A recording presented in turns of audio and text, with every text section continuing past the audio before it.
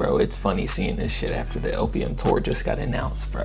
If I had to make a guess, bro, I'd say because of inflation and shit like that, you know what I'm saying? But anyways, before we even get in the video, leave a like, subscribe, and let's get into it, man.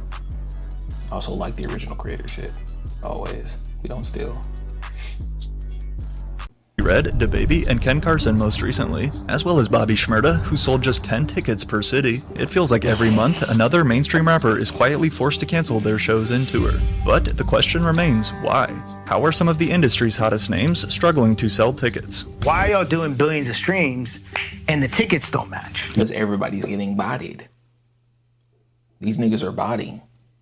I promise you they're bodying, bro. Yeah. Even stars with billions of streams aren't safe. Just last year, Playboi Carti abruptly canceled his entire Antagonist Arena tour out of nowhere. And while all rumors pointed to low ticket sales, the truth is actually deeper than you think. In a genre like hip-hop, containing the biggest egos on the planet, admitting that you can't sell your concert tickets is about the ultimate nightmare, especially when you're someone like DaBaby, who has even resorted to trying buy one get one free deals for his shows, only to still end up canceling. So what do rappers do instead? Well, almost every time you hear of a rapper cancel their tour, it will immediately be followed by a blatant lie. What's good, guys? It's your boy T-Pain. How you doing? Got some news about the One Up DLC tour. I'm gonna take it upon myself to cancel the One Up DLC tour because it just would have been a bad look for me and it wouldn't have been entertaining for y'all. So now let me tell you, I was advised to lie about this and say that T-Pain is the only rapper I ever feel bad for if his shit got canceled, bro. The only one. I needed some time, or I needed some alone time or me time, and some He's shit cool like dude. that, or I needed time to spend with my family or some medical attention or something like that. Just don't make it look like we f***ed up. We f***ed up. I'm gonna keep it real with y'all, man. Most artists lie. Whenever concerts get canceled or tours get canceled, it's for low ticket sales. It ain't really about whatever the reason they say, and I think that's wrong. That's f***ed up. About the only rapper in history to ever be honest about his flop and take responsibility is T-Pain, going as far as to reveal to us that he was advised by his team to lie and make up an excuse for his poor ticket sales, which is again, as I mentioned, what 99% of rappers do. Disappointing news for fans of Chance the Rapper. The Chicago artist announced on Instagram that he is canceling his upcoming tour. He says he is going to take some time off to be with his family and make some new music. Despite also running a 2-for-1 deal as well, when Chance the Rapper announced the cancellation of his Big Day tour back in 2019, as you can read from his old Instagram post, he claimed that it was to take time off to spend with family. However, according to a lawsuit filed by his ex-manager a year later, it was instead terrible ticket sales that resulted in the tour being cancelled. But yet, as bad as his numbers were, Chance the Rapper's ticket sales were still way higher than Bobby Shmurda's. As his first tour following his long-awaited release from prison, Bobby Shmurda was set to embark on a 19-night concert run. That was, though, until his booking agent came out to reveal that the number of 19 shows may have actually been higher than the total number of tickets. Full transparency, the tour was cancelled due to an average of 10 tickets sold per show, the booking agent clarified, not a lack of promotion. We ran ads and we have receipts. This wasn't about effort, it was about demand. Even continuing on to post proof of these diabolical sales, such as here showing only 9 total tickets for his scheduled show in Washington, D.C. But although definitely not this embarrassingly low, as it turns out, low attendance was also the reason why Trippie Redd canceled his St. Michael tour 2 years ago, despite trying to argue this on his story. Hey guys, just wanted to update you guys. So you guys have been talking about tour and why I canceled it. You want an explanation. So boom, I'm dropping a project named St. Michael, right? What if I was to tell you that's my son's name and I canceled tour because I had to deliver my son? Y'all sitting there bashing me, saying all this crazy stuff, and here I'm just bringing my child into the world. Trippie claimed that the birth of his son was the reason why he canceled his tour, yet the majority of fans saw through the truth. Not to mention that after taking a DNA test, he learned that it wasn't even his real son. Fatherhood, I feel like we had a kid around the same time. Bruh, I got a DNA test, I don't even got a kid. You for real? I swear, bro. But seeing as this was scheduled to be an arena tour, with Trippie trying to play NBA arenas such as Barclays Center, which booking too big of venues is another massive problem that we're about to get into, and for Trippie Redd, he just couldn't sell as many tickets as expected. However, going back to if you believe what T-Pain said about excuses, and even some artists who use made-up health problems to hide the truth. Oh, that nigga dirt, bro. Stay looking in the camera. Hold on.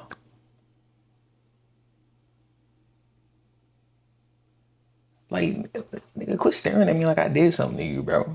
Some alone time or me time, and I needed time to spend with my family or some medical attention or something like that. Well then, the same could also be true for Lil Durk. Durk was sick, fatigued, and tired, cited Lil Durk's manager on the cancellation of his tour. The doctor recommended that he take some time off to heal up and get ready for the rest of the year. 2 years ago, out of nowhere, Lil Durk randomly axed 24 dates out of his Sorry for the Drought tour, and despite citing his need for rest, I feel like Durk's one of them rappers that don't gotta cancel his tour, bro.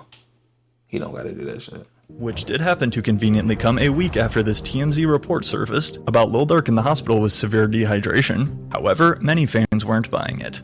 He's fine, the ticket sales were more dehydrated than him, is the real reason. Going on to point out that Durk still performed 2 shows in his home city of Chicago shortly after, just a cop-out to embarrassing ticket sales. These dudes think they're way bigger than they are, trying to headline arena tours.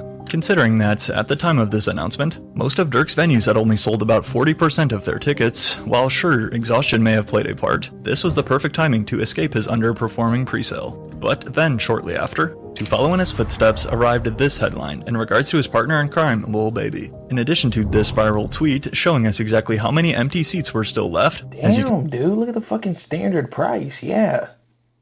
Hope it would be fucking canceled.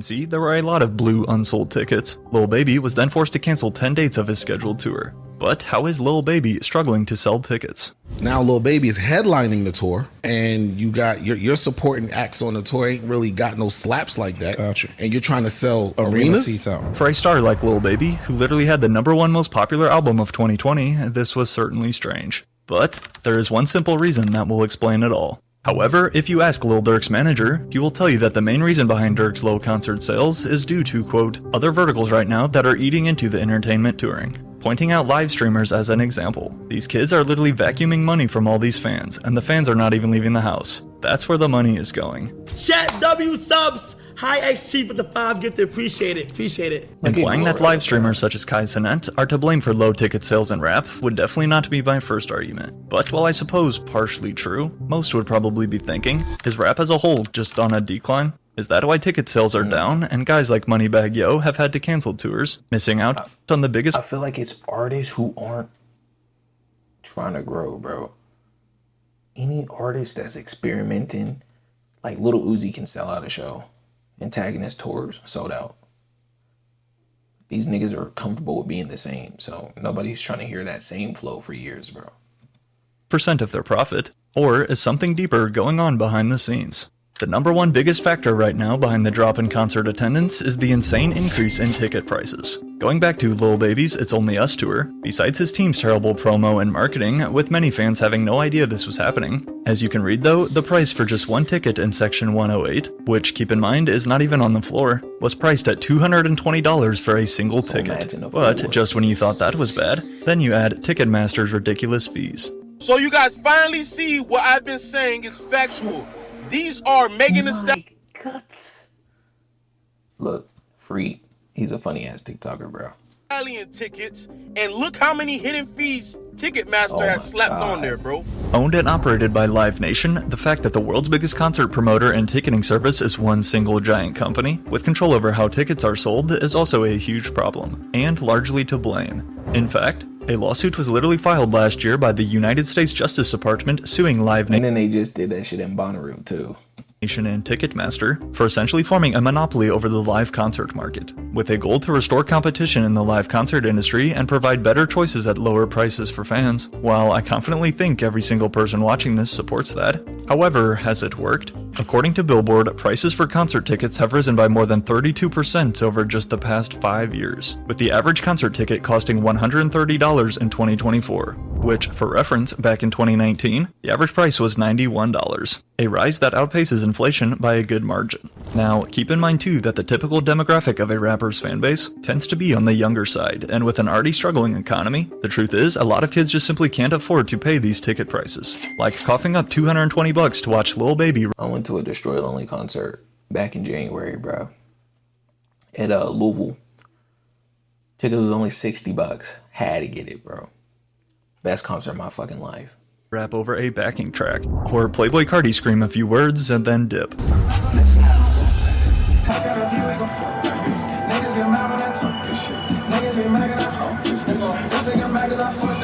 But although lazy performances are a totally different problem that we'll also see in a sec, the question still remains, why are concert tickets so expensive now? And more importantly, how can we fix them? Everything is way higher, answers Lil Durk's manager, whose last name I won't even attempt. Staffing is way higher, and airplane tickets are nuts. You've got gas prices going up, every element has gone up, and that has to be passed on to the consumer. It's no secret that prices for everything have been on a constant rise. And while expenses were also the main reason why Little Sims sadly had to cancel her entire tour in 2022, having the guts though to share with fans that, as an independent artist, funding her tour would leave her in a financial deficit. And then, out of the blue, she tweeted, "Hey guys, due to unforeseen circumstances, I've been left with no option but to reschedule my US tour. Being an independent artist, I pay for everything, encompassing my live performances, out of my own pocket, and touring the US for a month would leave me in a huge deficit." For her to kind of just tweet that is very heartbreaking. But besides your obvious rise in overall inflation and expenses, the concert ticket resale market is the second biggest nightmare fans face today. Despite Ticketmaster's numerous attempts to crack down on bots, resellers continue to evolve their software and invest a pretty penny into buying professional-grade tools that make their bots even faster, allowing them to buy more tickets than one sluggish human could. Thus, this results in way higher prices when they later go on resale, often multiple hundreds of dollars more, locking out the real fans who can't afford them. Hey, you want to go see Michael Jackson tonight? How much is the ticket? It's like $10, I think. Pricey, but sure. Nice. Let me look up the ticket prices.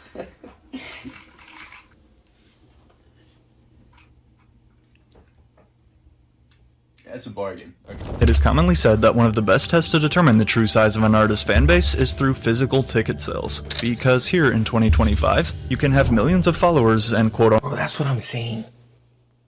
I truly feel like if we go back to tickets being sold at the concert, like at the door, everything will be fine, bro. Unquote fans on social media, but when it's then time to go and book a show, how many people will actually show up? Well, in the case of Smoke Perp in this viral clip right here, about 6 or 7.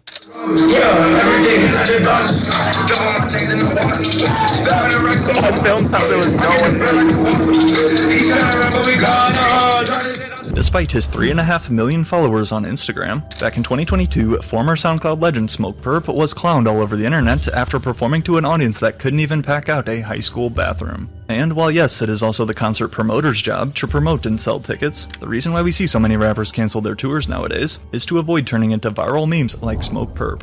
One of the biggest advocates behind exposing the truth of the music industry is rapper Russ, who had this to say: "Don't be mad at me selling out arenas cause your favorite artist can't. Y'all Russ, I don't think you're selling out arenas, bro. I don't even think you're that good, bro. Start trying to make excuses and do all sort of mental gymnastics in an attempt to figure out the disconnect. They are faking their streams, which is why the ticket sales don't match the streams. Simple. But stay out of my mentions with the stupidity." The reality is the labels are spending money and, you know, devil's advocate, they're treating it like a marketing expense. Because in a sense, it like almost is. You're gonna spend $100 grand on billboards, you're gonna spend $100 grand on streams. Right. Now, Russ's main theory stems back to faking streams, and while there's definitely an argument to be had there, with computerized bots yet again in play, one thing is for sure: music streams do not equal ticket sales. Although yes, stars like Beyonce and Taylor Swift are having no problem selling out shows, seeing as the Eras Tour was literally the most profitable concert tour in music history. Meanwhile though, as the New York Post even reports, it's not just rappers that are struggling. Basically, if you're not Taylor Swift, Beyonce, or Kendrick Lamar levels, from Jennifer Lopez, Bad Bunny, and Justin Timberlake. Kendrick Lamar ain't on that level, bro. Can we not do that? Like, he's a good rapper, but he's not on that level, bro. Let's not do that, bro.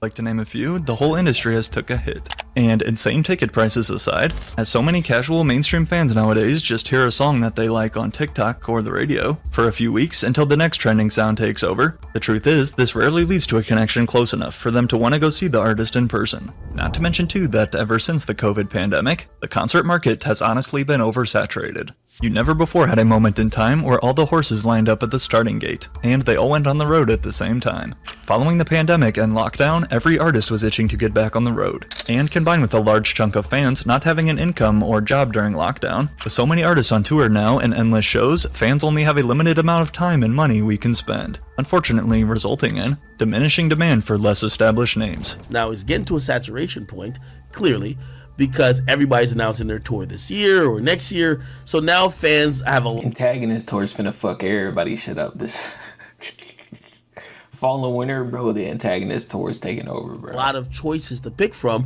Plus, they have these festivals. Now they're choosing to go to here versus here. They're making their choices. As academics also alluded to, besides your endless options of who to buy tickets for, the fact that fans can see all of their favorite artists perform at musical festivals throughout the year, such as Rolling Loud for example. Although, sure, it's not quite the same as an entire full set, or maybe you don't like festivals. If it means you paying the same price though, but getting to see 30 more artists you like rather than just one, why would anyone not do that? Yeah. Why would somebody pay to go see you singular as a solo act on an arena tour for $200 just for decent seats? Why would they pay you $200 individually when they could pay $300 for a full-blown festival with names all over the place? Just last month in July, it was announced that Ken Carson's scheduled Lord of Chaos tour had officially been canceled. And despite talk of an upcoming Opium tour being the reason, of course, this still hasn't stopped rumors of the cancellation being because of low ticket sales. Along with Ken swinging for the fences and trying to do arena shows. Here's the thing about that with Ken, bro. Ken doesn't have the music for an arena tour. And by that, bro, Ken makes rage music. There's not one song, bro, of Ken's where you're sitting in the stands. No, you wanna dance, nigga. You wanna dance. It's just about knowing your audience, bro. Most arenas, like, you can't get all the bleachers gone, all the seats and shit gone. So that has a lot to do with it. You can't sell the seats if you make music like that, like rage music and shit. Anyways, subscribe, like, peace, I'm out.